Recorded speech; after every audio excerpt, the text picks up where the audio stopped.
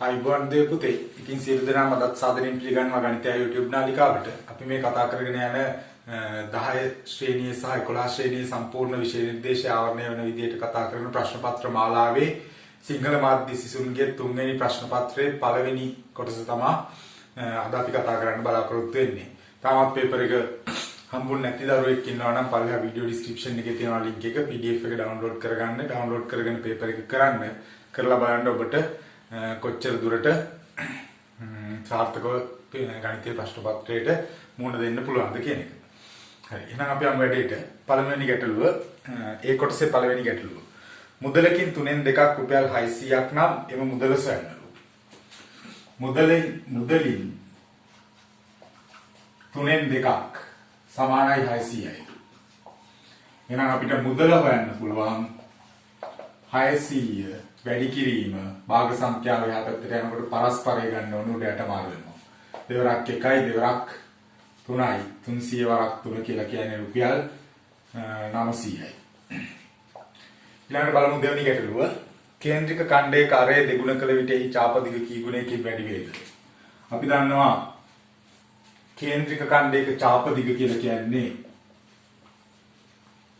2πr වැඩි කිරීම θ බෙදීම 360. අපි අරේ දෙගුණයක් කරමු. අරේ දෙගුණයක් කරනවා කියන එකේ තේරුම මම නව ඡාපදිග කියලා ගන්නම්. අරේ දෙගුණයක් කරොත් 2π r වෙනුවට දාන්න වෙන්නේ 2r. වරක් θ බෙදීම 360. ඔබට පේනවා මේ දෙක සංසන්දනය කරපුවාම පළවෙනි ඡාපදිග විදිහට ලැබෙන පිළිතුර වගේ දෙගුණයක් වෙනවා දෙවෙනි ඡාපදිග. ඒ නිසා අපිට පිළිතුර ලියන්න පුළුවන් දෙගුණයකි කියලා. දෙගුණයකි. ඊළඟට බලමු තුන්වෙනි ගැටලුව. තුන්වෙනි ගැටලුවේ තියෙන ත්‍රිපද වර්ගජ ප්‍රකාශනයක් අපිට සාධක සොයන්න කියලා කියන්නේ. 2x වර්ගය ඍණ 7x ධන 6 සමානයි ධන 6. ඔකේ සාධක සොයන්න කියලා කියන්නේ. මම ලියන්නම් මුල් පදය මුල් ලකුණ, අග ලකුණ අග පදය. ධනයි විනයි වැඩි වෙද්දී ඍණ. මේ දෙන්නගේ ලකුණු සමාන නිසා එකතු වෙන්න ඕනේ. එකතු වුණාම 7යි. ගුණ කරපුවාම දෙවරක් 6 12ක් එන්න ඕන. ගුණ කරපුවාම 12යි එකතු කරපුවාම 7යි කියන්නේ 4 වරක් 3 12යි 4යි 3යි 7යි. මුලයි අගයි ඉලක්කම් දෙකක් තියෙන නිසා ගුණ කරපුවාම එන්න ඕනේ. මේ දෙකේ ගුණිතයේ විදියට ලැබෙනවා. දැන් පළවෙනි දෙන්නගෙන් 2x එළියට ගන්න පුළුවන්. 2x වර්ගය 2x කින් බෙදුනහම x ඍණයි ධනයි බෙදද්දී ඍණ 4x 2x කින් බෙදුනහම 2යි. ඍණයි ධනයි ගුණ කරපුවාම ඍණ 3 එළියට ගන්න පුළුවන් පොදු සාධකයක් විදිහට දෙවෙනි පද දෙකෙන් 3x 3ෙන් බෙදුවොත් x ධනයි ඍණයි බෙදද්දී ඍණ 6ට 3 ඒවා 2යි. එහෙනම් අපිට පොදු සාධකයේ විදිහට ලියන්න පුළුවන් x ඍණ 2. ඉතිරි සාධකයේ විදිහට ගන්න පුළුවන් 2x ධන ඍණ 3. තුන්වෙනි ගැටලුවේ විදිහට අවසන් වෙනවා. ඊළඟට බලමු අපි හතරවෙනි ගැටලුව. පහත දී ඇති ත්‍රිකෝණ අතරින් අංග සම ත්‍රිකෝණ දෙක තෝරා ලියන්න. එය කුමන අවස්ථාව යටතේ අංග සම වේද කියලා අහනවා. අපිට දීලා තියෙන රූප තුනෙන් පළවෙනි සහ අවසාන රූප දෙක ගත්තොත් A සහ C ගත්තොත් අපිට A ගේ දන්නේ නැති කෝණය හොයන්න පුළුවන්. දන්නේ නැති කෝණය හෙව්වොත් ත්‍රිකෝණය ඇතුලේ කෝණ තුන එකතු 180ක් වෙන්න ඕන නිසා A ගාව තියෙන කෝණය අංශක 80යි. දැන් එහෙනම් A සහ C කියන රූප දෙකේ මෙහා අංශක 80යි මෙහා අංශක 30යි මේ පාදයේ සමානයි. C ගෙත් ඔය වගේමයි තියෙන්නේ. 80යි 30යි සමානයි. කෝ පාවස්ථාව යටතේ A රූපේ ABC කියන ත්‍රිකෝණය අංග සමයි කියලා කියන්න පුළුවන් අපිට. PQR කියන C රූපේ තියෙන ත්‍රිකෝණයට අංග සමවන අවස්ථාව තමයි කෝපා අවස්ථාව. කෝපා අවස්ථාව. ඔය තමයි හතරවෙනි ගැටලුවට පිළිතුර. ඊළඟට බලමු අපි පස්වෙනි ගැටලුව. පහත දැක්වෙන වට ප්‍රස්ථාරයෙන් නිරූපණය වන්නේ හෙක්ටයාර් 720ක බිම් ප්‍රමාණයක විවිධ භෝග වර්ග වගා කර ඇති භූමි ප්‍රමාණය. ඒ අනුව තේ වගා කර ඇති බිම් ප්‍රමාණය හෙක්ටයාර් කීයද කියලා. අපිට පුළුවන් තේ වගා කරලා තියෙන කොටසට කේන්ද්‍රික ඛණ්ඩයේ කෝණය හොයාගන්න. මුළු වටේම කෝණය 360න් අඩු කරන්න ඕන. පොල් වගා කරලා තියෙන 20යි. රබර් වගා කරලා තියෙන අංශක 150ක කෝණයයි. V වගා කරලා තියෙන අංශක 100ක කෝණයයි කියන තුනේ එකතුව. ඒතකොට එනවා 360 ඍණ එකතු කරගත්තොත් 100යි 150යි 250යි 270යි 360න් 270ක් අඩු කරපුවාම අංශක 90යි. දැන් අපිට ගානේ සම්බන්ධ කරලා දීලා තියෙන්නේ හෙක්ටාර් 720ක් පෙන්වන්නේ අංශක 360කින්. එහෙනම් අංශක 360කින් පෙන්වන්නේ හෙක්ටාර් 720යි. එහෙනම් එක අංශකයකින් පෙන්වන්නේ හෙක්ටාර් 720 බෙදීම 360යි. එහෙනම් අංශක 90කින් පෙන්වන්නේ කීයක්ද බලන්න. අපිට ඔය 720 බෙදීම 360 කියන අගය 90ෙන් වැඩි කරන්න ඕන. සුළු කරන්න පුළුවන් 90ට 90 1යි 360ට 4යි. 7ට 4 ඒවා 1යි ඉතුරු 3යි 32ට 4 වරක් 8යි 180යි හෙක්ටාර කියලා එනවා. පස්වෙනි පිළිතුරට පස්වෙනි ගැටලුවට පිළිතුර. ඊළඟට බලමු අපි 6 වෙනි ගැටලුව. 6 වෙනි ගැටලුවේ දීලා තියෙන්නේ විජ්ජීය භාග සුළු කිරීමක් 2.5 බෙදීම 6යි b දාන a බෙදීම 6යි b පොදු හරයක් තියෙන්නේ ඒ නිසා අපිට හරය 6යි b කියලාම ගන්න පුළුවන් 6යි b 6යි b ගෙන් බෙදුනහම 1යි එක්වරක් 2යි a ඍණ 5 කියන්නේ 2යි a ඍණ 5මයි වෙනසක් නැහැ 6යි b 6යි b ගෙන් බෙදුවාම 1යි එක්වරක් a කොහොම විදිහට සම්බන්ධ වෙනවා ගැටලුව 2යි a ගෙන් a අඩු a 2යි a ධන a ධන දෙන්නගේ ලක්ෂණ සමාන නිසා එකතු කරන්න වෙනවා 2යි a ට a එකතු වුනහම 3යි a ඍණ 5 බෙදීම 6යි b කියලා එනවා අපිට පිළිතුර උතනින් එහාට අපිට සුළු කරගන්න බෑ නිසා අවසාන පිළිතුර විදිහට ඔයාගේ ප්‍රමාණවත් ඊළඟට 7 වෙනි ගැටලුව අපෙන් අහනවා මූල 20 කියාගර අගය කවර අනුයාත පූර්ණ සංඛ්‍යා අතර පිහිටයිද කියලා අහනවා අපි දන්නවා මූල 20ට අඩු වර්ගමූලය හරියටම කියන්න පුළුවන් අගය තමයි මූල 16 මූල 16 අගය 4යි මූල 20ට වැඩි වර්ගමූලය හරියටම කියන්න පුළුවන් අගය 25 25ේ මූලය 5යි එහෙනම් 4 හා 5 අතර තමයි මූල 20 අගය තියෙන්න ඕනේ. ඊළඟට 8 වෙනි ගැටලුව 102ක මාසික පොලි අනුපාතයක් යටතේ රුපියල් 1500ක් ණයටගත් රංජනී මාස 3කට පසු ණය නිදහස් වීමට ගෙවිය යුතු මුළු මුදල කොපමණද කියලා අහනවා.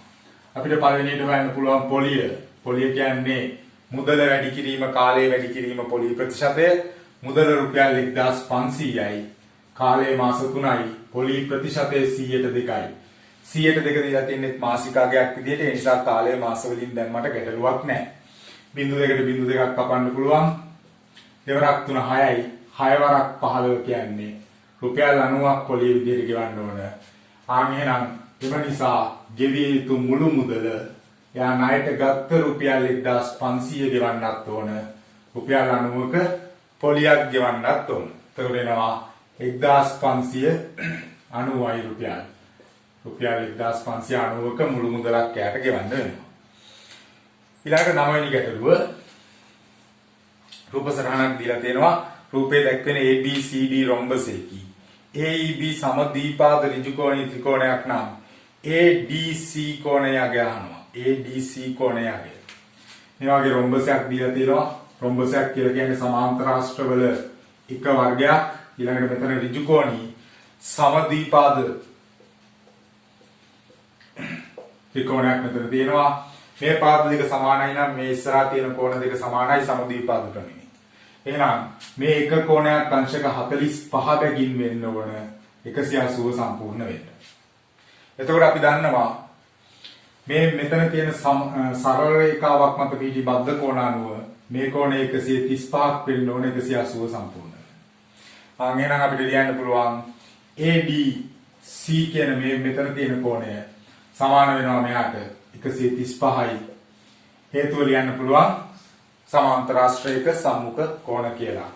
ලොකු විස්තර බලාපොරොත්තු වෙන්නේ නැහැ. විභාගයේ ප්‍රශ්න පත්‍රයේ toy විදිහට ලකුණු කරලා පිළිතුර ලියවහම ප්‍රමාණවත්. මොකද ඔය ගැටලුවකට අපිට විභාගෙදී හම්බෙන්නේ ලකුණු 2ක් විතරයි. ඒ නිසා ගොඩක් විස්තර සාධනය කිරීමක් බලාපොරොත්තු වෙන්නේ නැහැ. ඊළඟට බලමු 10 වෙනි ගැටලුව. 10 වෙනි ගැටලුවේ තියෙන්නේ රූපේ B සරල රේඛාවේ සමීකරණය y සමානයි x. B සරල රේඛාව කියලා කියන්නේ මූල අක්ෂය හරහා යන මේ සරල රේඛාව. y සමානයි x. එහෙනම් අපි දන්නවා මේ සරල රේඛාවට අනු අනුක්‍රමණය 1යි. මෙතන තියෙන 1 නිසා අන්තක්ඛණ්ඩය බිඳුවයි. y අක්ෂය කැපෙන්නේ බිඳුවේදී. අපෙන් අහනවා ඒ සරල රේඛාවේ සමීකරණය. මේ සරල රේඛාව කියන්නේ මෙතන බිඳුව 3 ලක්ෂය හරහා යන රේඛාව. මේ සරල රේඛාවේ අන්තක්ඛණ්ඩය 3යි. මොකද y අක්ෂයේ ප්‍රස්ථාරයෙන් කැපිලා තියෙන්නේ අන්තක්ඛණ්ඩය 3ේදී. ඒ වගේම රේඛා දෙක සමාන්තරයි කියන නිසා අපි කලින් පේපර් එකකදී කතා කරා සමාන්තර සරල රේඛීය ප්‍රස්ථාර දෙකක් තියෙනවා නම් ඒ දෙන්නගේ අනුක්‍රමණය සමාන වෙන්න ඕන. එහෙනම් අනුක්‍රමණය 1යි. එහෙනම් අපිට මේ හොයන්න කියන සමීකරණේ ලියන්න කියන ප්‍රස්ථාරයේ අනුක්‍රමණය 1යි අන්තක්ඛණ්ඩය 3යි. අපිට ලියන්න පුළුවන් y සමානයි mx ධන c ආකාරයට අනුක්‍රමණය 1යි අන්තක්ඛණ්ඩය ධන 3යි. ඔබ තමයි බලාපොරොත්තු වෙන පිළිතුර. ඊළඟට අපි බලමු 11 වෙනි ගැටලුව. 11 වෙනි ගැටලුවේ කියන්නේ රූපේ දැක්වෙන්නේ ඕ කේන්ද්‍රයේ වෘත්තයක රූපේ දැක්වෙන දත්ත අනුව වෘත්තයේ ආරේස යන්නේ. අපි දන්නවා මේ වගේ ජායකට කේන්ද්‍රයේ ඉඳලා අඳින රේඛා ලම්බකව අඳින රේඛාවක් ගත්තොත් අංශක 90ක රේඛාවක් ගත්තොත් ජාය සමච්ඡේදනය වෙනවා. ඒ කියන්නේ මේ මුළු දිග 6ක් නම් මෙයා 3යි. ඊළඟට අපිට මේ දුර දීලා තියෙනවා 4යි කියලා. අර ඒ කියන්නේ ඕම් ওই දුර පයිතගොරස් සම්බන්ධය අපිට පාවිච්චි කරන්න පුළුවන්. r වර්ගය සමානයි 3 වර්ගය ධන 4 වර්ගය. 3 වර්ගය 9යි 4 වර්ගය 16යි. 9යි 16යි 25යි. r කියන්නේ වර්ගමූල 25. පිළිතුර සෙන්ටිමීටර් 5යි කියලා ගන්න පුළුවන් ආද්‍යයක්. 12 වෙනි ගැටලුවේ සමීකරණයක් දීලා තියෙනවා විසඳන්න කියලා. සමීකරණයේ භාග තියෙන සමීකරණයක්. ඒ නිසා අපිට ලියන්න පුළුවන් 6 බෙදීම x ඍණ 5 බෙදීම x සමානයි 10යි කියලා සමීකරණය දීලා තියෙන්නේ. සමීකරණයේ භාග තියෙන නිසා අපිට භාග නැති කරගත්තා නම් ලේසි. යට තියෙන x කියන හරයෙන් අපි මුළු හැම සමීකරණයේ හැම පදයක්ම ගුණ කරමු. එතකොට 6 බෙදීම x ගුණ කිරීම x ඍණ 5 බෙදීම x ගුණ කිරීම x සමානයි 10 ගුණ කිරීම x. x කැපිලා යනවා මෙතනත් කැපිලා යනවා 6න් 5ක් අඩු වුණාම 1යි සමානයි 10යි x. දැන් ගුණ කිරීමේ 10 මේ පැත්තට ගියම අපි එතකොට 1 බෙදීම 10 එහෙම නැත්නම් 10න් 1යි කියලා එනවා x ට පිළිතුර. ඊළඟට 13 වෙනි ගැටලුව. x හා y අනුලෝමව සමානුපාතික වන රාශි දෙකක් හා k නියතයක් නම් පහත දක්වන ප්‍රකාශ අතුරින් නිවැරදි ප්‍රකාශනයට යටින් ඉලක්ක අඳින්නලු. නිවැරදි ප්‍රකාශනයට කියනකොට එකයි තියෙන්න පුළුවන්. අපි දන්නවා දැන් ඔතන කියන්නේ ප්‍රතිලෝම සමානුපාතික රාශි දෙකක්. එහෙනම් x ප්‍රතිලෝමව සමානුපාතිකයි y. ඔය විදිහට තමයි අපිට විජ්ජීය වශයෙන් ලියන්න වෙන්නේ. එහෙනම් සමානුපාතික නියතය අයින් කරද්දී අපි සමාන ලකුණක් දාලා ගන්න ඕන k වරක් 1ට y. y මේ පැත්තට ගෙනාවොත් xy සමානයි k කියලා එනවා. ඔතන තියෙන පිළිතුර වලින් පළවෙනි පිළිතුර තමයි නිවැරදි පිළිතුර විදිහට අපිට ගන්න පුළුවන්. ඊළඟට බලමු 14 වෙනි ගැටලුව. 14 වෙනි ගැටලුවේ තියෙනවා සිලින්ඩරයක්. සිලින්ඩරේ රූපේ බලන්න. රූපේ දක්වන ටින් එකේ වක්‍ර පෘෂ්ඨයේ විස්තර පත්‍රිකාවක් ඇලවීමට අවශ්‍ය විය. මේ සඳහා අවශ්‍ය පත්‍රිකාවේ උස 12ක් නම් එහි අවම දිග ප්‍රමාණය සොයන්න කියලා කියනවා. දැන් අපෙන් අහන්නේ අවම දිග ප්‍රමාණය වර්ගඵලය එහෙම නෙවෙයි. එහෙනම් පත්‍රිකාවේ අවම දිග ප්‍රමාණය කියලා කියන්නේ අපිට ගන්න වෙන්නේ ඔය සිලින්ඩරයේ පියනේ පරිධිය. මොකද පියනේ පරිධිය කියන්නේ සිලින්ඩරයක වටේ වක්‍ර පෘෂ්ඨය අපි ගත්තොත් එහෙම වක්‍ර පෘෂ්ඨයේ වටේ තමයි ඔය පත්‍රිකාව අලවන්න වෙන්නේ. මම දෙන්නුවොත් සිලින්ඩරයක් මේ වගේ අපි ගත්තොත් මේ වගේ සිලින්ඩරයක්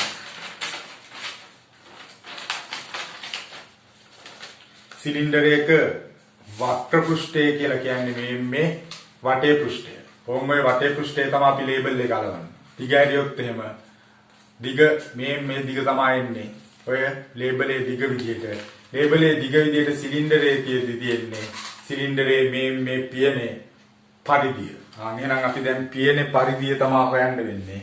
පියනේ පරිධිය හොයනකොට අපිට උතන ගානේ පැහැදිලිව දීලා තියෙනවා විස්කම්භය තමයි සෙන්ටිමීටර් 14යි කියලා ලකුණු කරලා තියෙනකොට රූපය පැහැදිලිතාවයක් තියෙනවා නම් විස්කම්භය තමයි 14.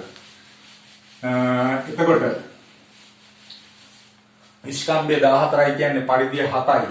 අපි දන්නවා වක්‍ර පෘෂ්ඨයේ වෘත්තයක වටේ පරිධිය 2πr සමීකරණයෙන් හම්බෙන්නේ. 2 වැඩි කිරීම 5 වෙනුවට දානවා 7/22. අරය 7යි. 4 7 කැපිලා ගියාම සෙන්ටිමීටර් 44ක් ඕනේ දිග. ඊළඟට බලමු අපි 15 වෙනි ගැටලුව. 15 වෙනි ගැටලුවේ දීලා තියෙන රූපයක් මේ වගේ වෘත්තයක් කේන්ද්‍රය හරහා යන මේ වගේ රේඛාවක් තියෙනවා. ඊළඟට අපිට මෙතන කොන කේන්ද්‍රයේ සිට යා කරනවා මේ වගේ රේඛාවකින් මේ කොණය C මෙයා 4යි සහ මෙතන කොණේ A කියලා අපිට ලකුණු කරලා දීලා තියෙනවා. දී ඇති රූපයේ කේන්ද්‍රය වූ වෘත්තයේ දී ඇති තොරතුරු වලට අනුව C කොණේ අගය සොයන්න කියලා කියනවා. අපි දන්නවා මේ විස්කම්භයක් නම් මෙතන සම්පූර්ණ කෝණයේ අංශක 90යි අර්ධ වෘත්තයේ කෝණයක් නිසා. ඒ වගේම මෙයත් තරයක්. ඒ නිසා අපිට ලියන්න පුළුවන් මේ පාදයේ කියලා සමදීපාද ත්‍රිකෝණයෙන් පාද දෙකක් සමානයි නම් ඉස්සරහින් තියෙන කෝණ සමාන නිසා. දැන් අපිට ගන්න පුළුවන් තව දෙයක් තියෙනවා. කේන්ද්‍රයේ ඉඳලා ඕනම ලක්ෂයකට අඳින අරය ගත්තොත් එහෙම දැන් උතන කේන්ද්‍රය සහ අරය ගත්තොත් අපිට කේන්ද්‍රය සහ මේ තියෙන විස්කම්භය මේ තියෙන අරයක් මෙයත් අරයක්. දැන් අපි හොයන්න යන්නේ C කියන මෙතන කෝණය. C හොයාගන්න අපිට මුලින්ම A හොයාගන්න පුළුවන්. A හොයනකොට මේ වගේ වැඩක් කරනවා. මේ කෝණ දෙක මේ උඩ තියෙන ත්‍රිකෝණයේ අභ්‍යන්තර කෝණ දෙක. එයා මේ බාහිර කෝණයට සමානයි. අභ්‍යන්තර සම්මුඛ කෝණ දෙක බාහිර කෝණයට සමානයි. ඒ නිසා මෙතන කෝණය 2යි. දැන් අපිට පුළුවන් ඔතන 2A කියන කෝණයත් එක්ක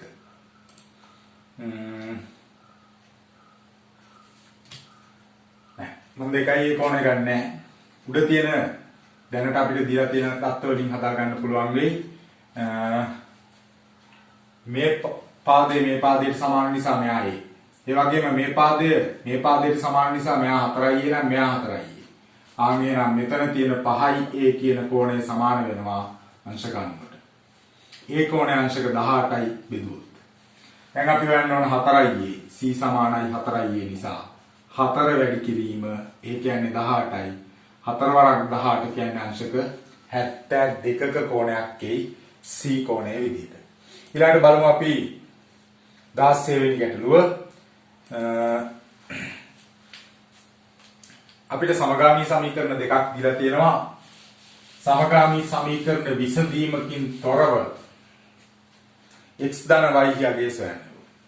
එහෙනම් ඔබ වෙනම විසඳුවොත් සංගුණක සමාන කරලා සාමාන්‍ය සමගාමී සමීකරණ හදන විදිහට විසඳුවොත් ඔතනදී අපිට ලකුණු හම්බෙන්නේ නැහැ. හේතුව විසඳීමකින් තොරව තමයි අපේ උත්තරේ බලාපොරොත්තු වෙන්නේ. දැන් ඔතන බැලුවොත් 4x 2x එකතු කරලා බැලුවොත් එහෙම 6x. අනිත් පැත්තේ ඍණ 3y y පද දිහා බැලුවොත් ඍණ 3y ධන 9y. එකතු කරොත් එහෙම එතනත් 6y එනවා. එහෙනම් 6x 6y ගන්න පුළුවන් අපිට එකතු කරොත්. ඒ විතරක් නෙවෙයි 6x ධන 6y එන්නේ. බලන්න මම පළවෙනියට දීලා තියෙන සමීකරණයට දෙවෙනි සමීකරණය එකතු කරනවා. 4x ඍණ 3y කියන පළවෙනි සමීකරණේ වම් පැත්ත ලිව්වා. ඕකට එකතු කරන්න ඕන දෙවෙනි සමීකරණේ වම් පැත්ත 2x ධන 9y. 2x ධන 9y. පරහනක් පාවිච්චි කරන්න ඕන අනිවාර්යෙන් සමගාමී සමීකරණ සම්බන්ධ ගැටළු වලදී සමාන වෙන්න ඕන 12 එකතු කිරීම ඍණ 6. ඕන් සමීකරණ දෙක එකතු කරා. දැන් බලන්න වෙන වැඩි. 4x ඍණ 3y ධන 2x ධනයි 9y සමානයි 12 ධනයි ඍණයි ඍණ 6. 4x 2x එකතු කරපුවාම 6x y පද දෙකේ ලකුණු වෙනස් නම් ලොකු පදේ ලකුණු දානවා ධන 9y ගෙන් 3y අඩු කරපුවාම 6y සමානයි 12න් 6ක් අඩු වුණාම 6යි. දැන් සමීකරණයේ හැම පදයක්ම 6න් බෙදුවොත් x ධන y සමානයි 6 6න් බෙදුනහම 1යි. ඕම් අපිට කියන ප්‍රකාශයට පිළිතුර එනවා. 17 වෙනි ගැටලුව log a පාදයට 3 සමානයි x ප්‍රකාශනය දර්ශකාකාරයෙන් ලියන්න කියලා කියනවා. අපි දන්නවා පාදයේ a වල x වෙනි බලය සමානයි 3යි කියලා අපිට ඔය දීලා තිබ්බ සමීකරණය දර්ශක සමීකරණයක් විදිහට ලියන්න පුළුවන්. ඊළඟට 18 වෙනි ගැටලුවේ අපෙන් අහන්නේ විජීය පදවල කුඩාම පොදු ගුණාකාරය සොයන්නලු. පළවෙනි විජීය පදයේ 2x වර්ගය y, දෙවෙනි විජීය පදය 6xy වර්ගය, අවසාන විජීය පදය 12xy. මම පද තුනම බෙදන්න පුළුවන් ඒ වයින් බෙදුවොත් ඉලක්කම් ගත්තොත් දෙකෙන් බෙදෙනවා. x වර්ගය y 6xy වර්ගයේ දෙකෙන් බෙදුවාම 3xy වර්ගය 12ට 3 වරක් 6xy. ආය තුන් දෙනාම බෙදෙනවා x කින්. xy 3y වර්ගයේ x කැපිලා යනවා. x කැපිලා ගියාම 6y. ඊළඟට ආයෙත් බෙදන්න පුළුවන් තුන් දෙනාම y කින්. x එනවා 3y වර්ගයේ y කින් බෙදුනහම 3y 6y ගෙන් බෙදනකොට 6ට 6 කැපිලා ගියාම 6 විතරයි y නැති වෙනවා. දැන් අපිට දෙන්නෙක් බෙදන්න පුළුවන් ආය තුනේ. x y 6ට 3 2යි. කොහොම වෙයි විදිහට බෙදාගත්තාම අපිට කුඩා පොදු ගුණාකාරය නැවත දෙන්නෙක්වත් බෙදන්න බෑ. ඔබ තනි තනියෙන් බෙදන්න ඕනේ නැහැ. එතකොට කුඩාම පොදු ගුණාකාරය කියන්නේ මේ වටේම තියෙන වගේ ගුණිතය දෙවරක් 3 6යි 6 වරක් 2 12යි. ඉලක්කම එන්නේ 12යි. x පද තියෙනවා 1යි 2ක් x වර්ගය, y පද දෙකක් තියෙනවා y වර්ගය තමයි කුඩාම පොදු ගුණාකාරය. ඒත් එක්කම ඔබට තව එක දෙයක් කියලා දෙන්නම්.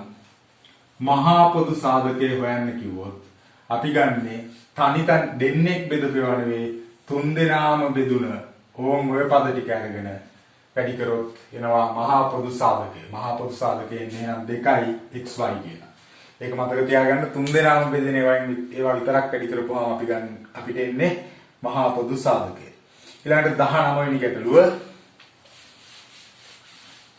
19 වෙනි ගැටලුවේ දීලා තියෙන්නේ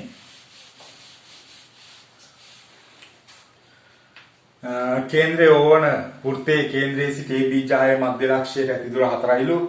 AB ජායේ දිග නොවෙනස් වන පරිදි AB ජායේ වෘත්තය තුල චලනය වන්නේ නම් AB ජායේ මධ්‍ය ලක්ෂයේ පතේ විස්තර කරන්න. කේන්ද්‍රයේ සිට දුර වෙනස් වෙන්න බෑ. එහෙනම් AB ජාය මෙතන තියෙන්න පුළුවන්. ඊළඟට අපි ගත්තොත් ඔය දුරින් AB ජාය මේ වගේ යන්න පුළුවන්. ඕම ආකාරයට ඇඳලා බැලුවොත් එහෙම වෘත්තයක් තමයි එන්නේ. පතේ අඳින්න කියලා නෙවෙයි කියන්නේ. ඕවට සෙන්ටිමීටර් 4ක් දුරින් ගමන් ගන්නා වෘත්තයකි කියලා ලිව්වනම් අපිට ඇති. 20 වෙනි ගැටලුව. ඒකාකාර හරස්කඩක් ඇති පතුලේ වර්ග තලයේ 2 වර්ග මීටර වූ ටැංකියක මීටරයක් උසට ජලය පිරීම සඳහා මිනිත්තු 40ක් ගත වේ. ටැංකියේ ජලය ගලා එන වේගය මිනිත්තුවට ලීටර් කීයද අහනවා. මම ගත්තොත් ওই කාලය තුල පිළලා තියෙන පරිමාව ටැංකියේ පරිමාව ගන්න පුළුවන් හරස්කඩ වර්ගඵලය වැඩි කිරීම උස කියලා. හරස්කඩ වර්ගඵලය 2යි. pi r වර්ගයේ h දැම්මත් pi r වර්ගය කියලා කියන්නේ මෙයා h කියන්නේ උස. එතකොට දැන් අපිට සිලින්ඩරයක්ද කියලා නැති නිසා pi r වර්ගය ගන්න එපා. හරස්කඩ වර්ගඵලය වැඩි කිරීම උස. හරස්කඩ වර්ගඵලය 2යි උස මීටර 1ක් පිරෙන්න. ගත වෙන කාලය තමයි අපිට මිනිත්තු 40යි කියලා දීලා තියෙන්නේ. කියන්නේ ඝන මීටර 2යි. අපි දන්නවා ඝන මීටර 1ක් කියන්නේ ලීටර් 1000ක්. ඒ නිසා අපිට මෙහා ලියන්න පුළුවන් 2000යි ලීටර් කියලා. දැන් අපි දන්නවා ජලය ගලා එන ශීඝ්‍රතාවය කියන්නේ පරිමාව බෙදීම කාලය. පරිමාව බෙදීම කාලය දැන් මිනිත්තුවට ලීටර වලින් අහන නිසා තමයි මම ලීටර් කරගත්තේ. ලීටර් 2000යි කාලය මිනිත්තු 40යි. බිඳුවක් කපලා අයින් කර හැකි 24න් බෙදුවොත් 5යි බිඳුවයි 50යි මිනිත්තුවට ලීටර්. මිනිත්තුවට ලීටර්. ලීටර් මිනිත්තුවට. හරි. එතකොට ඔය විදිහට අවසාන වෙනවා 21 වෙනි ගැටලුව. අපි බලමු 21 වෙනි ගැටලුවේ මොකද කියන්නේ කියලා. පෙට්ටියක රතු පාට ලේන්සු දෙකක් සහ නිල් පාට ලේන්සු තුනක් ඇත. මාලා අහඹු ලෙස ලේන්සුවක් ඉවතටගෙන එහි වර්ණය නිරීක්ෂණය කර ආපසු පෙට්ටියට දමයි. නැවත දමනවා. ඉන්පසු රමණීට අහඹු ලෙස ලේන්සුවෙන් ඉවතට ලේන්සුවක් ඉවතට ගනී. දෙදෙනාටම නිල් පාට ලේන්සු ලැබීමේ සම්භාවිතාවය. මාලා ගන්නකොට එයාට රතු පාට ලේන්සු දෙකයි නිල් පාට ලේන්සු තුනයි තිබ්බේ. ඒ කියන්නේ නිල් පාට ලේන්සුවක් ලැබීමේ සම්භාවිතාවය 5න් 3යි. මුළු ලේන්සු ගාන 5යි. 3ක් රතු පාට. sorry නිල් පාට. ඊළඟට රමණී ගන්නකොටත් ඔය தත්ත්වයමයි තියෙන්නේ. මොකද මාලා අරගෙන ලෙන්සුවේ වර්ණය සටහන් කරගෙන ආපහු දැම්මා. ඒ නිසා එයාටත් 5න් 3යි. ඒ නිසා මේ දෙන්නා ස්වායක්ත සිද්ධි දෙකක්. ස්වායක්ත සිද්ධි දෙකක සම්භාවිතාවය ගද්දී අපි ගුණ කරනවා 25න් 9යි කියලා එනවා. දෙදෙනාටම නිල් පාට ලෙන්සුවක් ලැබීමේ සම්භාවිතාවය. ඊළඟට බලමු අපි 22 වෙනි ගැටලුව.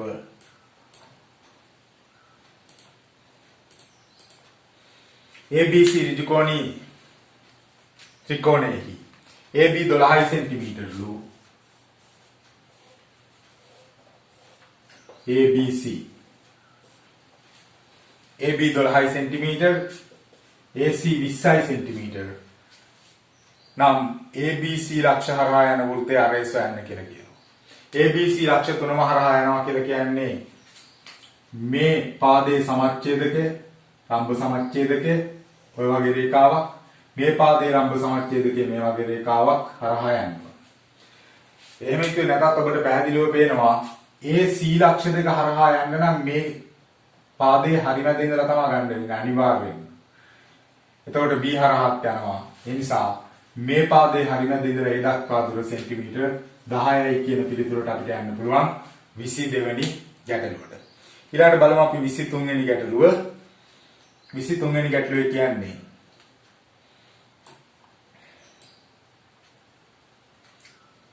සමාන්තර ආශ්‍රයක ඇති ලක්ෂණ වලට අමතරව රොම්බසයක ඇති විශේෂ ලක්ෂණ දෙකක් ලියන්නලු. අපිට කියන්න පුළුවන් සියලු පාද දිගින් සමාන වේ. ඒ වගේම රොම්බසයකදී අපි දන්නවා විකර්ණ ලම්බ සමච්ඡේදකයේ සමච්ඡේදනයේ වේ. විකර්ණ ලම්බ සමච්ඡේදනයේ වේ. සමාන්තර ආශ්‍රයක විකර්ණ සමච්ඡේදනය වුණාට ලම්බ නැහැ.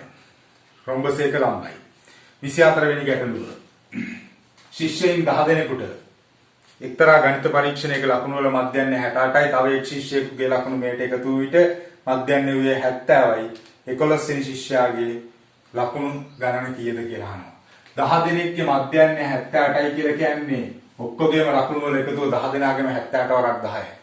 11 වෙනියාගේ ලකුණු ප්‍රමාණය x කියලා ගත්තොත් ඕම් වේන උත්තරේ 11න් බෙදපුවාම උත්තරේ 70යි.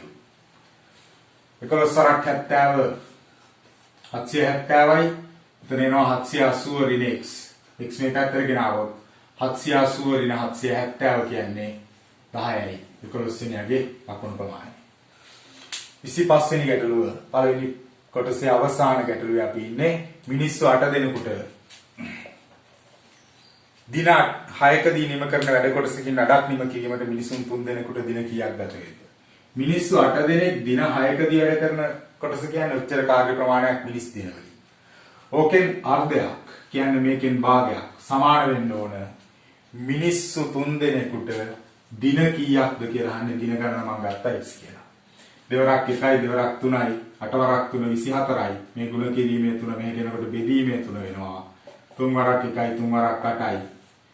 x සමානයි 8යි කියලා එනවා. එහෙනම් දින 8ක් ගත වෙනවා. පළවෙනි කොටසේ ඉවරයි. අපි ඊළඟට කතා කරමු B කොටසේ ප්‍රශ්න 5 කොහොමද කරන්න ඕනේ කියලා. හරිද පුතේ? එහෙනම් අපි කතා කරන්න යන්නේ දැන් B කොටසේ පළවෙනි ප්‍රශ්නය. පළවෙනි ප්‍රශ්නේ A කොටස. අපිට කියනවා ඉඩමකින් 5න් 2ක් නිපුණටද 4න් 1ක් හසිතටද අයත් විය. දෙදෙනාටම අයත් ප්‍රමාණය මුළු ඉඩමේ භාගයක් ලෙස ප්‍රකාශ කරන්නලු. නිපුණට අයත් වෙන්නේ 5න් 2යි. හසිතට අයත් වෙන්නේ 4න් 1යි. අපිට ඔය දෙක එකතු කරන්න වෙනවා. කුඩා පොදු ගුණාකාරය 5 4 20යි. 20ට 5 වරක් 4යි 4 වරක් 2 8යි දාන 20ට 4 වරක් 5යි 5 වරක් 5යි. ඉඩමෙන් 20න් 13ක් අයිති දෙන්නටම. B කොටස. ජාතික පාසලක ඉගෙනම ලබන ශිෂ්‍යයන්ගෙන් 5/2 ප්‍රාථමික ශිෂ්‍යයෝ වෙති. 16% උසස් පෙළ ආධාරණ ශිෂ්‍යයෝ වෙති. ඉතිරි අය කනිෂ්ඨ ශ්‍රේණිවල ශිෂ්‍යයෝ වෙති. ප්‍රාථමික හා උසස් පෙළ ආධාරණ සම්පූර්ණ ශිෂ්‍ය සංඛ්‍යාව පාසලේ මුළු ශිෂ්‍ය සංඛ්‍යාවෙන් කිනම් භාගයක්ද කියලා අහනවා. 5/2ක් ප්‍රාථමික අංශයේ උසස් පෙළ 116යි කියලා ප්‍රතිශතයක් විදිහට දීලා තියෙන්නේ. 116යි කියලා කියන්නේ 100න් 16යි කියලා අපිට ගන්න පුළුවන්. මෙතනම සුළු කරන්න 4 වරක් 4යි. 4 වරක් 25යි. 5 කුඩා පොදු ගුණාකාරයේ 25යි. 25ට 5 වරක් 5යි 5 වරක් 2 10 ගන්න. 25ට 25 වරක් 1 වරක් 4 4යි. 14 බෙදීම 25යි කියලා එනවා. ප්‍රාථමික සහ උසස් පෙළ ආධාරණ ශිෂ්‍ය සංඛ්‍යාව මුළු ශිෂ්‍ය සංඛ්‍යාවේ භාගයක් විදිහට ලියුවොත්. ඊළඟ රෝම ඉලක්කම් ඔය B කොටසේ රෝම ඉලක්කම් එක අපි හැදුවේ. දෙවෙනි කොටස අහනවා කනිෂ්ඨ ශ්‍රේණිවල ඉගෙනම ලබන ශිෂ්‍ය සංඛ්‍යාව මුළු ශිෂ්‍ය සංඛ්‍යාවෙන් කවර භාගයක්ද කියලා. 25න් 14ක් කනිෂ්ඨ ශ්‍රේණි වලට අයිති නැති අය. එහෙනම් 25න් ඉතුරු කොටස තමයි කනිෂ්ඨ ශ්‍රේණි වලට අයිති ගාන. 25න් 25ක් සම්පූර්ණ වෙන්න නම් තව 11ක් අඩුයි. 25න් 11ක් වෙන්න ඕනේ නම් කනිෂ්ඨ ශ්‍රේණි වල ශිෂ්‍ය සංඛ්‍යාව. තුන්වෙනි කොටස කියනවා කනිෂ්ඨ ශ්‍රේණි වල ඉගෙනම ලබන ශිෂ්‍ය සංඛ්‍යාව 550ක් නම් පාසලේ මුළු ශිෂ්‍ය සංඛ්‍යාව අහනවා. අපිට ලියන්න පුළුවන් සිසුන්ගෙන් 25න් 11ක් සමාන වෙන්න ඕන 550 කියන අගේ කනිෂ්ඨ ශ්‍රේණි වල ශිෂ්‍ය සංඛ්‍යාව භාගයක් විදිහට 25න් 11යි අගේ විදිහට 550යි ඔය දෙක සමාන වෙන්න ඕන. එහෙනම් එම නිසා සිසුන් ගණන අපිට හොයන්න පුළුවන් 550 වැඩි කිරීම 25 මීට යනකොට ගුණ කිරීමක් විදිහට උඩට යනවා. 11 බෙදීමක් විදිහට පල්ලෙහාට එනවා. 11 සරක් 1යි 11 සරක් 5යි බිඳුවයි 50 බිඳුවකට දැම්මොත් 5 සරක් 25යි 125යි සිසුන් 1250යි පාසලේ සිටින මුළු ශිෂ්‍ය සංඛ්‍යාව විදිහට ගන්න වෙන්නේ. ඊළඟ දෙවෙනි කොටස අපිට දෙලා තියෙන වර්ගඵලය සහ පරිමිතිය ඇසුරින් ගැටලුවක්.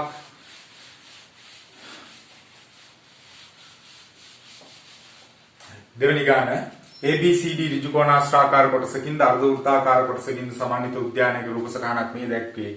දී ඇති මිනුමනු උද්‍යානයේ පරිමිතිය සොයන්න කියලා කිව්වා. මම මුලින්ම හොයාගන්න බලාපොරොත්තු වෙන්නේ චාප දිග.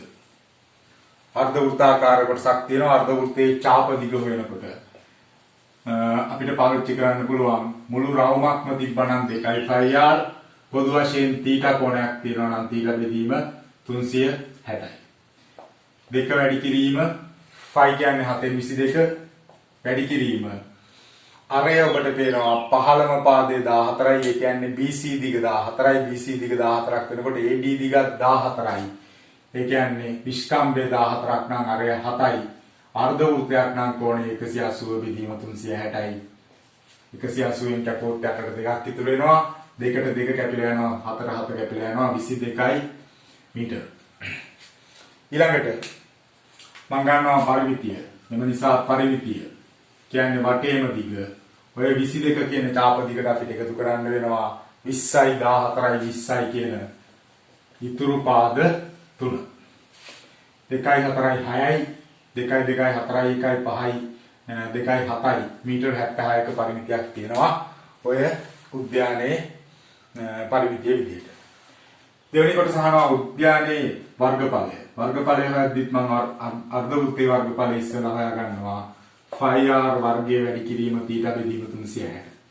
5 කියන්නේ 7/22 අරය 7යි වර්ගයක් තියෙන නිසා දෙපාරක් දානවා. කෝණාංශක 180 බෙදීම 360යි.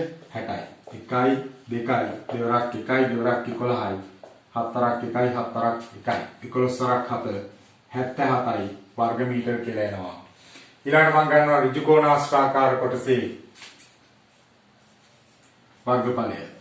දිග වැඩි කිරීම පළල දිග අපි දන්නවා 14යි. 20යි පළල 14යි. බිඳුවකට දැම්මොත් දෙවරක් 14 28යි 280යි වර්ග මීටර. එහෙනම් එම නිසා මුළු වර්ගඵලය අපිට ගන්න පුළුවන් ඔය දෙකේ එකතුව 77 ධන 280. 7යි 7යි 8යි 5න් 5 එකක් ඉතුරුයි 2යි 1යි 3යි 357යි වර්ග මීටර කියලා එනවා මුළු වර්ගඵලය. ඊළඟට රෝම ඉලක්කම් 3 අහන්නේ. AB පාදයේ මධ්‍ය ලක්ෂයේ E නම් B එක් පැත්තක දිග වෙනසේද දික් කරන ලද CB වලින් කොටසක් තවත් පැත්තක් වෙනසේද වර්ගඵලය 200ක් වෙනසේද ඍජු කෝණාශ්‍රාකාර කොටසක් උද්‍යානයේ පිටතින් සෑදී යුතු ඇත. භෝජනාගාරයේ මිනුම් සහිතව දල රූප සටහනක් අඳින්න කියලා කියනවා. ඒ කියන්නේ මේ වගේ දීලා තියෙන ඍජු කෝණාශ්‍රාකාර කොටසේ පිටතින් භෝජනාගාරය ඉදි කරන්න ඕනලු. AB පාදයේ මධ්‍ය ලක්ෂයේ E කියනවා. E එක පාදයක්. එතකොට BE එක පාදයක් වෙන්න ඕනේ. ඒ කියන්නේ මේ කොටස අයිති වෙන්න ඕන. අපි දන්නවා ඔය කොටසේ දිගේ නම් මීටර 10යි කියලා. ඒ වගේම අපිට කියනවා වර්ගඵලය 200ක් වෙන්න ඕන. BC දික් කරපුවා CB දික් කරපුවාම මේ පැත්ත හැදෙන්න ඕන. වර්ගඵලය 200ක් වෙන්න නම් අපිට මේ දිග හොයන්න පුළුවන්. මෙයාගේ වර්ගඵලය 200ක් වෙන්න ඕන. වර්ගඵලය කියන්නේ දිග වැඩි කිරීම පළල සමානයි 200යි, දිග 10යි, පළල x සමානයි 200යි. x සමානයි 200 බෙදීම 10යි කියලා කියන්නේ 20 මීටර පළල තියෙන්න ඕන. ඊළඟට හතරවෙනි කොටස භෝජනාගාරයේ මත බිම පැත්තක දිග සෙන්ටිමීටර 20ක් වන සමචතුරස්‍ර පිඟන් ගඩොල් ඇල්ලීමට තීරණය කර ඇත. මේ සඳහා අවශ්‍ය පිඟන් ගඩොල් සංඛ්‍යාව සොයන්න. දැන් අපි දන්නවා භෝජනාගාරයේ පැත්තක දිග සෙන්ටිමීටර 20යි පළල මීටර 20යි පළල 10යි. එතකොට මීටර 20 සහ මීටර 10 කියන මේ දිග සහ මේ දිග කියන දෙකම ඔය දීලා තියෙන පිඟන් ගඩොලක පැත්තක දිග වන 20ෙන් බෙදෙනවා. ඒ නිසා අපිට හොයන්න පුළුවන් දිග පැත්තට වෙනම පිඟන් ගඩොල් කීයක් ඕනද පළල පැත්තට කීයක් ඕනද කියලා හොයන්න නැතුව එකපාර හොයන්න පුළුවන් මේ දිග සහ පළල දෙන්නම 20ෙන් බෙදෙන නිසා මෙයාගේ මුළු වර්ගඵලය 200 පිඟන් ගඩොලක වර්ගඵලය හොයලා එකෙන් බෙදුවා නම් හරි. එහෙනම් මම ලියනවා හතරවෙනි කොටස ගඩොලක වර්ගඵලය. ගඩොලක වර්ගඵලය සමානයි දිග වැඩි කිරීම පළල. ගඩොලක දිග සෙන්ටිමීටර 20යි මීටර කරන්න 100ෙන් බෙදෙනවා. පළලත් 20යි මීටර කරන්න 100ෙන් බෙදෙනවා. බිඳුවට කපුවාම දෙවරක් දෙක හතර බෙදීම 100 කියන්නේ 0.04යි වර්ග මීටර. වර්ග මීටර වලින්ම මම ගාගත්තේ මෙයාගේ වර්ගඵලය දන්නේ 200යි වර්ග මීටර කියලා. එම නිසා අවශ්‍ය ගඩොල් ගණන අපිට හොයන්න පුළුවන්. මුළු බිම් කොටසේ වර්ගඵලය 200යි බෙදන්න ඕන 0.04යි. දශම බෙදීම කියලා දෙන්නත් එක්ක තමයි මම ඔබට මේ විදිහට හදන්න තෝරගත්තේ. ඒ නිසා අපි දශම බෙදනකොට දශම නැති කරන්න ඕන. 200 බෙදීම 4 තියෙන්නේ. යට පැත්තේ දශම ස්ථාන දෙකක් අපි අමතක කරපු නිසා උඩට බිංදු දෙකක් දානවා. 4 වරක් 1යි 4 වරක් 5යි බිංදු 3යි ගඩොල් 5000ක් අපිට අවශ්‍ය වෙනවා ඔය වැඩේට. හරි. ඊළඟට එහෙනම් අපි බලමු තුන්වෙනි ගාන කොහොමද හදන්නේ කියලා. හරි. දැන් අපි බලමු තුන්වෙනි ගාන කොහොමද හදන්නේ කියලා. තුන්වෙනි ගාන කියන්නේ රුපියල් 60000කට වැඩි මුදලක් ආයෝජනය කළ විට 108ක වාර්ෂික පොලියක් ලැබේ. සුළු පොලියක් ලැබේ. පළවෙනි කොටස රුපියල් 10 ගුණාකාර වලින් ආයෝජනය කළ යුතු නම් 108ක පොලියක් ලැබීමට ආයෝජනය කළ යුතු අඩුම මුදල කොපමණද කියලා අහනවා. එහෙනම් අපි ආයෝජනය කරන්න ඕනේ 60000කට වඩා වැඩි ප්‍රමාණයක්. 60000කට වඩා වැඩි ප්‍රමාණයක් ආයෝජනය කරනවා කියලා 60100ක් 60200ක් තැන්පත් කරන්න බෑ. හැම වෙලේම 10 ගුණාකාර වලින් තැන්පත් කරන්න ඕන. ඒ නිසා අවම වශයෙන් රුපියල් 61000ක්වත් ආයෝජනය කරන්න ඕන ඔය පොලිය ලබන්න. කොහොම ඉලක්කම් දෙක කියනවා. කුමාර රුපියල් 80000ක් ආයෝජනය කළේ නම් වර්ෂයක් අවසානයේ ලැබෙන පොලිය සොයන්න කියලා අහනවා. අපි දන්නවා පොලිය කියන්නේ මුදල වැඩි කිරීම, කාලය වැඩි කිරීම පොලිය ප්‍රතිශතය. මුදල රුපියල් 80000යි. කාලය අවුරුදු 1යි. පොලිය ප්‍රතිශතය 108යි. බිංදු දෙකක් කපලා අයින් කරොත් බිංදු දෙකකට දාමු 8 වරකට 64යි. රුපියල් 6400ක් හම්බ වෙනවා වාර්ෂික පොලිය විදියට. ඊළඟට අපි අහන්නේ තුන්වෙනි කොටස. කුමාර වර්ෂයක් අවසානයේ රුපියල් 9600ක් පොලිය වශයෙන් ලැබීමට ඉහත මුදලට අමතරව ආයෝජනය කළ යුතු මුදල. එහෙනම් දැන් පොලිය 9600ක් වෙන්න ඕන. පොලිය 9600ක් වෙන්න ඕන. මම ආයෝජනය කළ යුතු මුදල x කියලා ගත්තොත් වැඩි කිරීම කාලය අවුරුදු 1යි පොලිය ප්‍රතිශතය 108යි. x උක්ත කරොත් වෙනවා 9600 වැඩි කිරීම 100 බෙදීම 8. බෙදීම 100 මෙහෙට එනකොට ගුණ කිරීම වුණා. වැඩි කිරීමේ 8 මෙහෙට එනකොට බෙදීම වුණා. 8 වරක් 1යි 8 වරක් 12යි. බිංදුව 4 අගට දැම්මා. 12 වරක් 1 12යි. රුපියල් 1,20,000ක් තැන්පත් කරන්න ඕන. 1,20,000ක් තැන්පත් කරන්න ඕන කියලා කියන්නේ කලින් යා තැන්පත් කරපු 80,000යි වුණාම අමතරව රුපියල් 40,000ක් තැන්පත් කරන්න ඕන ඔය 9600ක පොලිය ලබා ගන්න.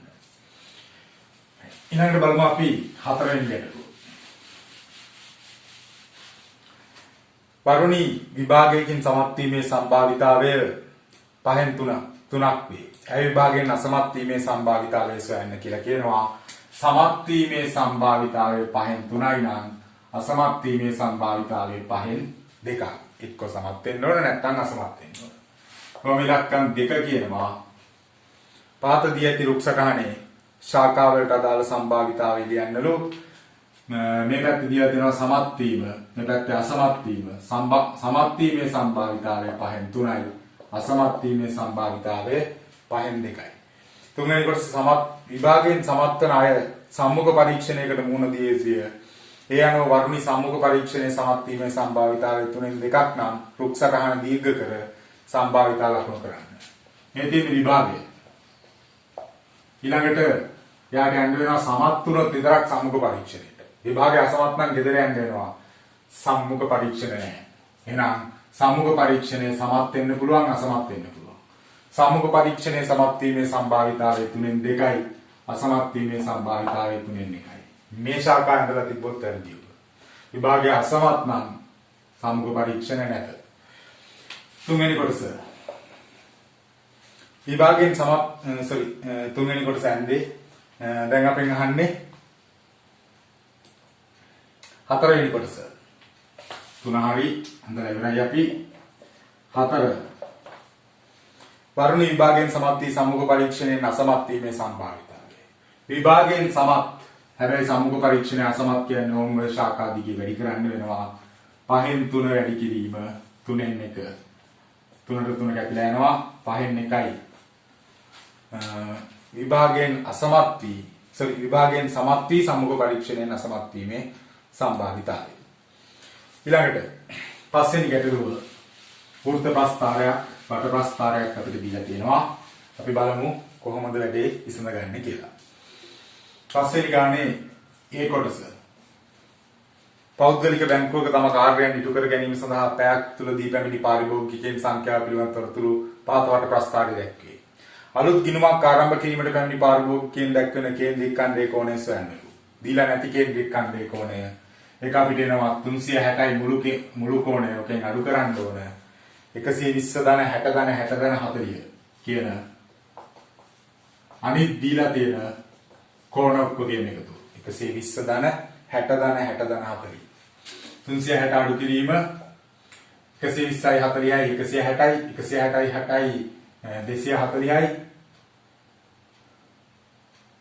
160යි 60යි 220යි 220යි 60යි 280යි බිඳුවයි 16න් 8ක් 8යි අංශක 80යි. ඒ කොටස රෝම ඉලක්කම් 1 හරි දෙකේ කියනවා චෙක් තැන්පත් කිරීමට පැමිණි සංඛ්‍යාව 24 දිනක් නම් පැයක් තුල පැමිණි මුළු පාරිභෝගිකයන් සංඛ්‍යාව සොයන්නලු. චෙක් තැන්පත් කරන කෝණය අංශක 60යි. අංශක 60කින් පෙන්නන්නේ 24 දිනක්ලු. එහෙනම් එක අංශකයකින් පෙන්නන්නේ 24 බෙදීම 60 දිනක්. මුළු පැයදීම පැමිණි ඔක්කොම පෙන්නන්නේ අංශක 360කින්. එහෙනම් එක අංශකයට 24 බෙදීම 60යි නම් අංශක 360ට 24 බෙදීම 60 කියන අගය 360න් වැඩි කරන්න ඕන. 6 වරක් 1යි 6 වරක් 6යි. 6 වරක් 4 24න් 4 දෙකක් ඉතුරුයි 6 වරක් 2 12යි 2යි 14යි. අංශක මිනිස්සු 144 දිනක් ඇවිල්ලා තියෙනවා. රෝම ඉලක්කම් 3 කියනවා ඉහත පාරිභෝගිකයන් සංඛ්‍යාව වයස අනුව වෙන් කළ විට ලැබෙන තොරතුරු ඇතුළත් අසම්පූර්ණ සංඛ්‍යාත ව්‍යාප්තියක් පහත දැක්කේ මේ 25 30 යනු 25 සිට 30ට පෙර. ඒ කියන්නේ 25 කියන අගයට වඩා x අගය ලොකුයි හෝ සමානයි. කියන්නේ 25 26 27 28 29 කියන අගයන් විතරයි ඇති වෙන්නේ 30 සමානයි කියලා අපිට දීලා නැහැ. පැහැදිලි ඇති ඔබට. දීලා තියෙන්නේ මේ වගේ x 25ට වඩා විශාලයි හෝ සමානයි. හැබැයි 30ට වඩා කුඩායි. ඒ කියන්නේ 25ත් මේ වෙලාවට ගන්නවා. හැබැයි 30 ගන්න බෑ. 25 26 27 28 29 කියන අගයන් විතරයි එන්නේ 30යි තියෙන්නේ. සංඛ්‍යා ක්‍රියාත්මක හිස්තැන් පුරවන්නලු. ඔක්කොම හිටියා 144 දෙනෙක්. දැනට 20යි 24යි 44යි.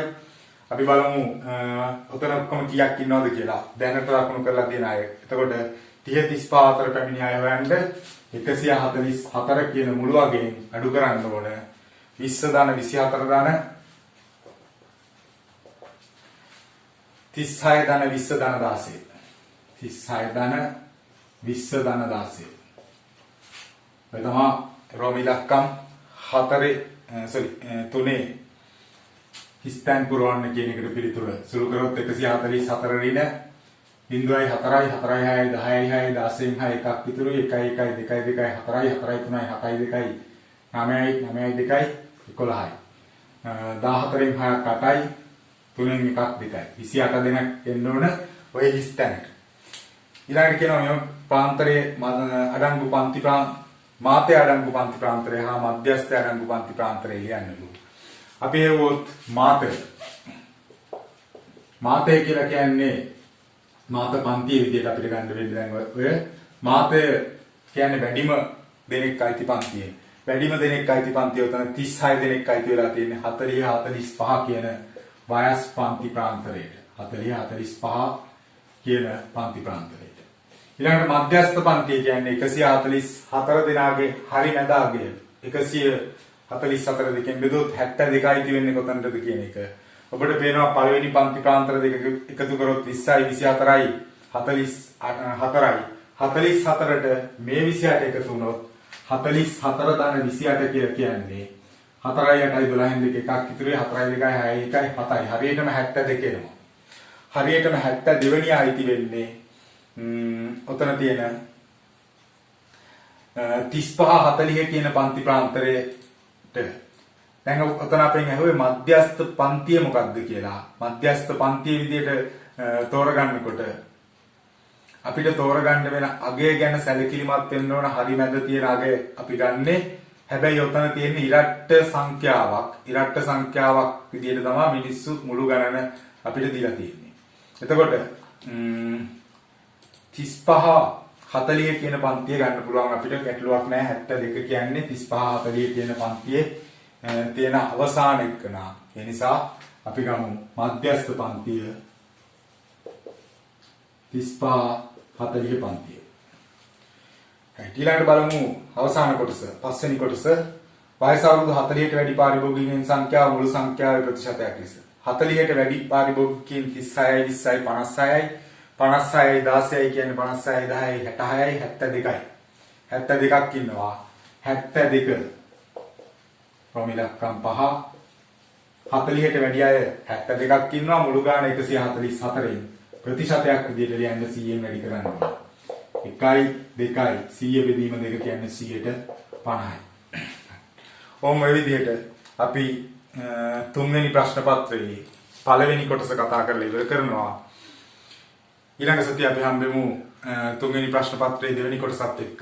ඒ වගේම මේ දවස්වල ගොඩක් දරුවන්ට සාමාන්‍ය පෙළ විභාගයට සූදානම් වීමේදී ගැටලු රාශියක් ඇති. සිලබස් කවර් කරගන්න බැරිකමක් වෙලා ඇති. ඒ අඩුපාඩු තියෙන ඒවා සම්පූර්ණ කරගෙන මේ ප්‍රශ්න පත්‍ර මාලාවත් එක්ක දිගින් දිගටම යන්න. එතකොට අපි 10 ශ්‍රේණිය සහ 11 ශ්‍රේණිය සම්පූර්ණයෙන් ආවරණය වෙන විදිහට කතා කරන්නේ. හැමදේම අලුතෙන් යම් කිසි දෙයක් ඉගෙන ගත්තොත් ඔබට පන්ති කාමරය තුල ඉගෙන ගන්න බැරි වෙච්ච දෙයක් අපි පේපර් එක කතා කරද්දී ඉගෙන ගත්තොත් ඒක වෙනම පොතක සටහන් කරගෙන ඒ දේවල් පාඩම් කරගන්න. එතකොට සාර්ථක ප්‍රතිඵලයකට අපිට යන්න පුළුවන් වෙයි. ඒ වගේම channel එක තාමත් subscribe කරලා නැත්නම් subscribe කරන්න. යාළුවන්ට දැනගන්න share කරන්න. යාළුවන්ට කියන්න මෙහෙම වැඩපිළිවෙලක් අපි කරගෙන යනවා කියන එක. එතකොට ඔයාලට යම් කිසි දැනුමක් ලැබෙනවා වගේම යාළුවනුත් එක්ක දැනුම share කරගන්න පුළුවන් වෙයි කියලා මම හිතනවා. එහෙනම් ඊළඟ පේපර් එක තුන්වෙනි ප්‍රශ්න පත්‍රයේ දෙවෙනි කොටසේ හමු වෙමු. එතකන් සියලු දෙනාටම සුබ සතියක්.